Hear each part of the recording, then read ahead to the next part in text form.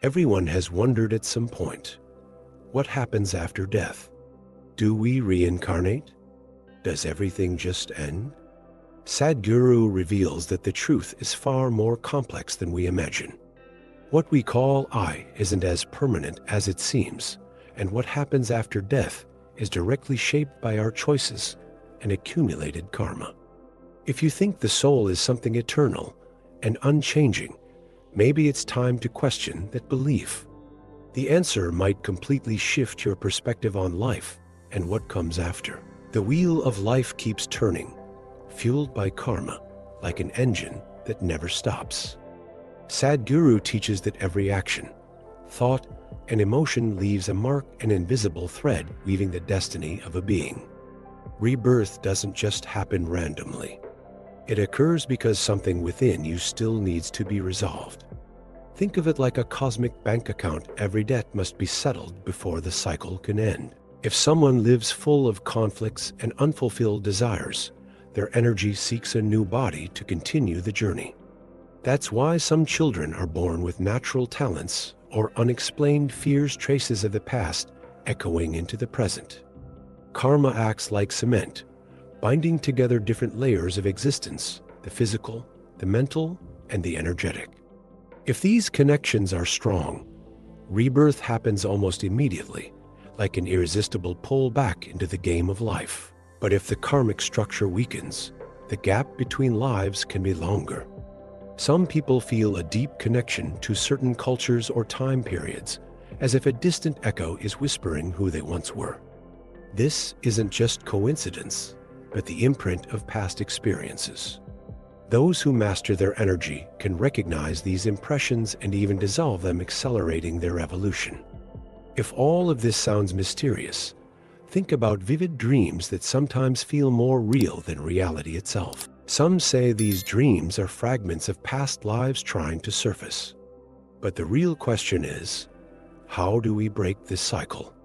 If every lifetime adds more karma, is there a way to escape this endless game? To understand that, we need to dive deeper into the makeup of human existence, its 5 fundamental layers, each playing a crucial role in the soul's journey. Human beings are not just flesh and bone, but a complex system of 5 interconnected layers.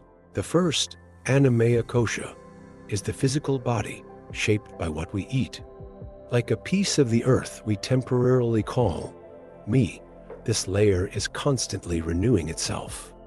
Have you ever noticed how your skin regenerates or how food affects your energy levels?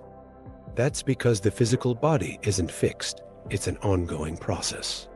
Then comes Manamaya Kosha, the mental body. Thoughts, emotions, and memories flow endlessly, yet most people cling to them as if they were absolute truths, forgetting that the mind can be shaped just like a sculptor shapes clay.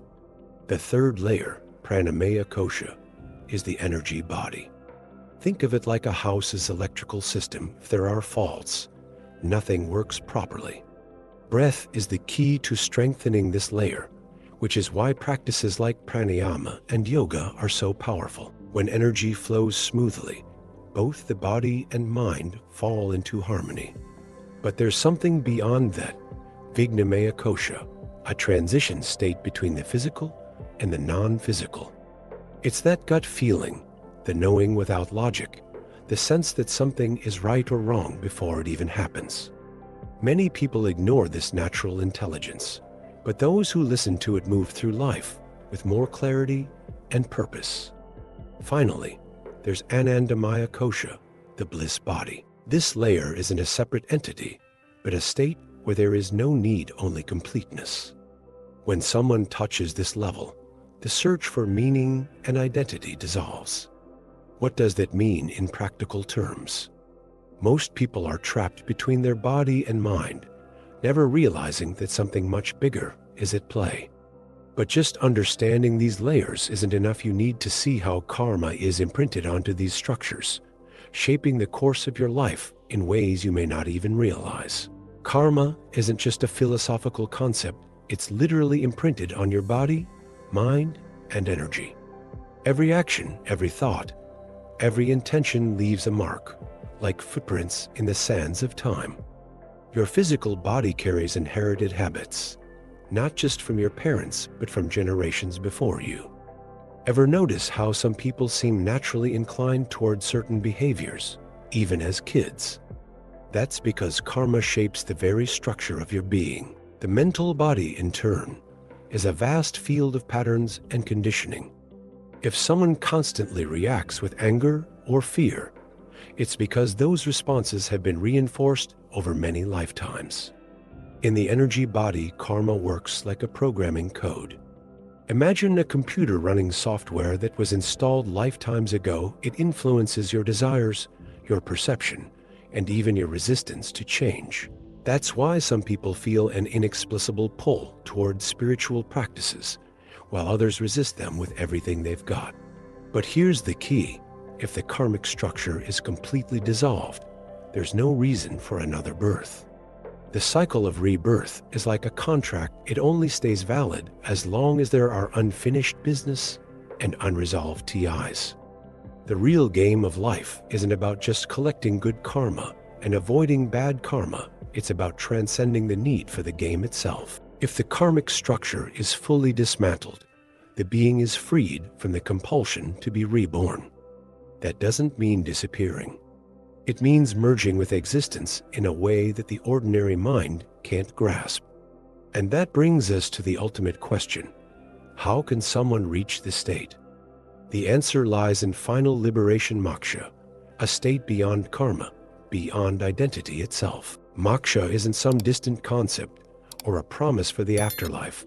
It's a real possibility, accessible to those who understand and dismantle their karmic structure. Most people live as prisoners of their past actions, unconsciously repeating patterns over and over.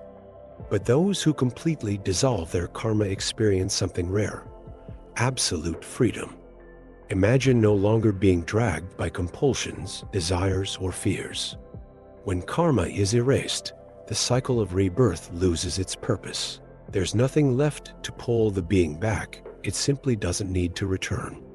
It's like a bird that, after countless lifetimes struggling to open the cage, finally realizes the door was never locked.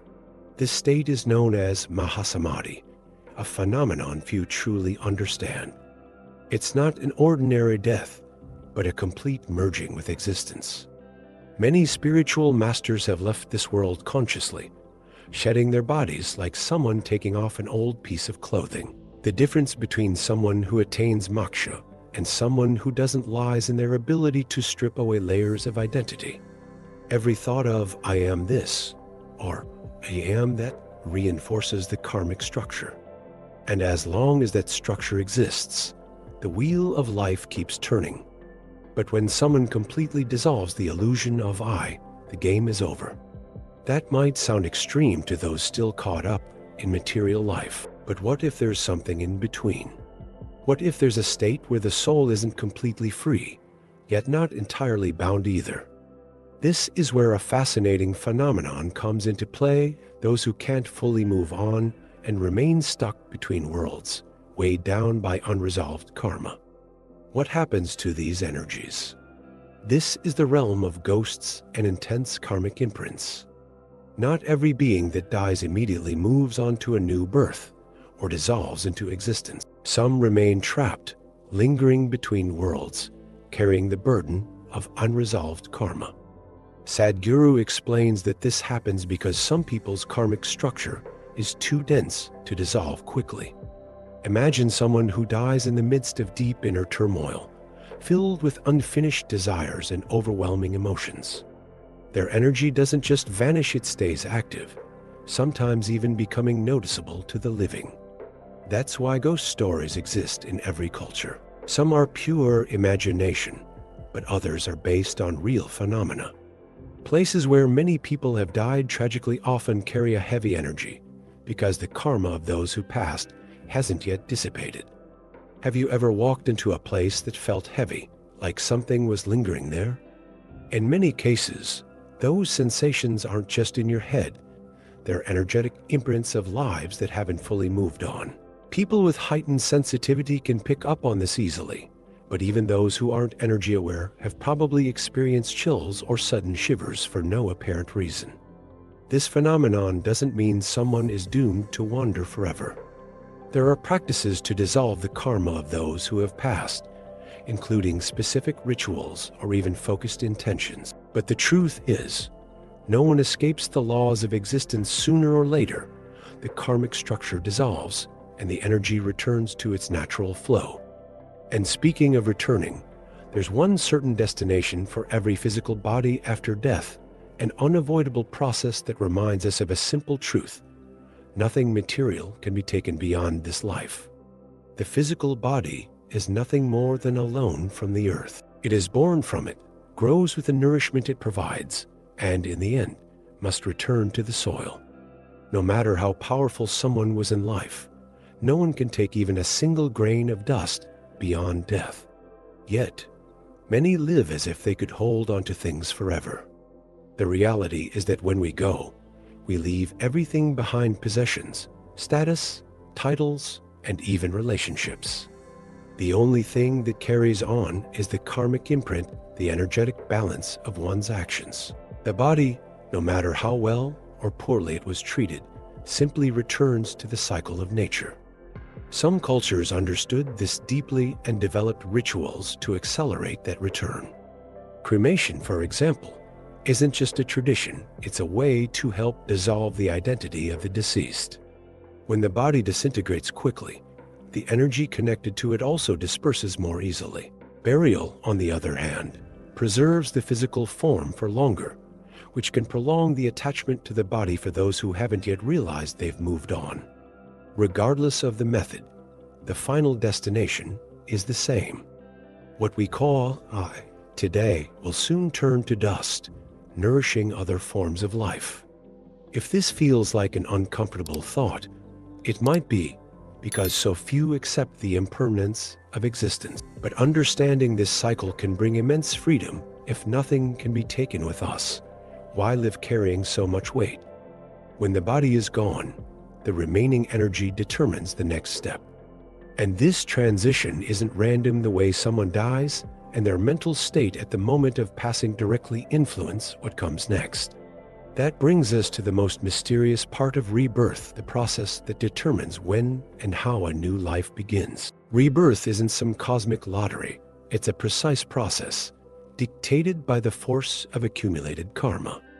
If a person dies in peace, free from desires or inner conflicts, their transition into the next life happens smoothly and naturally. But those who pass away with intense emotions, regrets, or a strong attachment to their former identity may remain in a state of limbo for a longer time. This explains why some children are born with deep-seated fears, unexplained phobias, or an uncanny connection to cultures and languages they never learned in this lifetime. The past never truly disappears, it just finds new ways to express itself. If someone's karma is light, rebirth happens quickly like a seed ready to sprout in the right soil. But when karma is dense and intense, the energy can't reorganize itself immediately. This creates a waiting period, a gap where the past identity hasn't fully dissolved yet. There are stories of people who, through deep spiritual practices, accessed vivid memories of past lives, almost as if fragments of the past had been preserved. This connection to previous lives can be fascinating to some, but it can also become an obstacle if one clings too tightly to what's already gone. Understanding this process allows a person to direct their own energy toward a more conscious transition. Those who learn to live without attachments, unbound by their temporary identities, create conditions for being reborn in higher states, or even transcending the need for a new body altogether. But there's one fundamental point that most people overlook. What if the very idea of a soul isn't what we think? What if what we call I is nothing more than a temporary arrangement held together by karma? This is the final and deepest understanding of existence. The idea of an individual soul may seem comforting, but according to Sadhguru, it's nothing more than a temporary structure sustained by karma. The identity a person carries from one life to another isn't a fixed entity, but rather a collection of accumulated memories and impressions. Just like a river is never the same in 2 moments, the soul is always in flux, shaped by past experiences. The true essence of a being isn't a permanent core, but an ever-changing process. That's why those who completely dissolve their karma cease to exist as separate identities. They merge with the cosmos, like a drop of water returning to the ocean. This means the pursuit of an immortal soul is actually an illusion. What people call reconnecting with past lives isn't the retrieval of a fixed entity, but rather the activation of stored karmic memories. It's like opening an old file and revisiting a piece of history, but that doesn't mean the current I is the same as before. Those who reach higher levels of consciousness see this clearly. There is no fixed self, only a collection of impressions that temporarily come together. When karma dissolves, the being expands beyond personal identity, experiencing something beyond any human concept. This might seem unsettling for those attached to the idea of an eternal self, but in reality, it's the greatest liberation possible. As long as someone identifies with the soul as something separate, they will remain tied to the cycle of rebirth. But when they realize their true nature is limitless, that there are no boundaries between themselves and the universe, a whole new horizon opens up.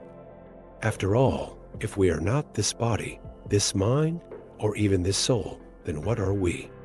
If everything you do leaves a mark, the big question is, how do you want to shape your future? Your karma is writing the next chapter of your existence, whether you realize it or not. Now that you understand how rebirth works, does it still make sense to live on autopilot? Think about it. And if you want to dive even deeper into this knowledge, subscribe to the channel, turn on notifications, and continue this journey of learning.